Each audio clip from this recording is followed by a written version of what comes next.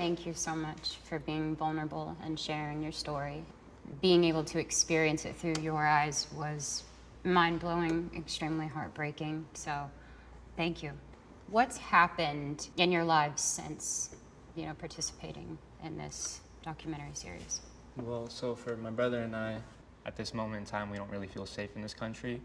We don't feel welcome, and it does seem like time is running out for us. Our appointment with ICE, it was postponed indefinitely, so we were just kind of in this limbo. We didn't know what was going on. My father was detained, and a week later, he was deported to Colombia.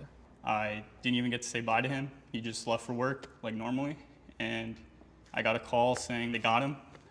At that point, I think everything changed.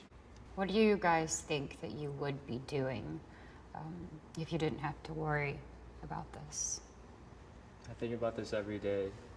If this wasn't happening, I'd be going through school. I'd be living a normal life. I'd be living the life that my next door neighbor does.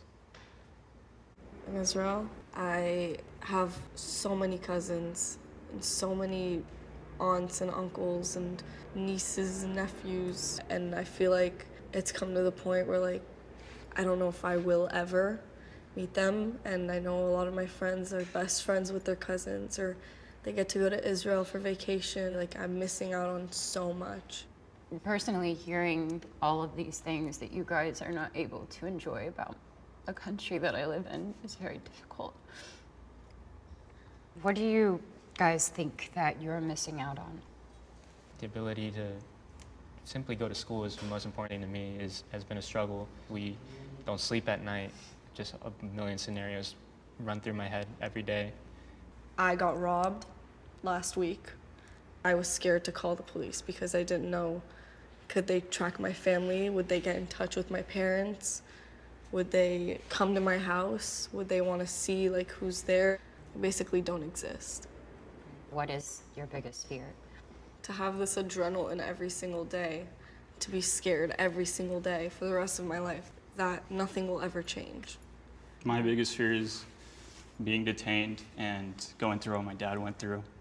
With all of this fear that you guys have to live with every day, do you find that it's really hard to trust people? I've kept it a secret. I like to represent myself as Colombian because that's what I am. When it came to high school, it would bring up a lot of questions. Everyone would always ask, why don't you have your license? Why don't you have a car? Why do you keep moving houses? If a question came up between a close friend and I wouldn't hide it from them because I feel like, yes, it is hard to find people you trust, but it depends on how long you've known them or what their situation is, what their beliefs are. Do you feel American? How would you describe that feeling?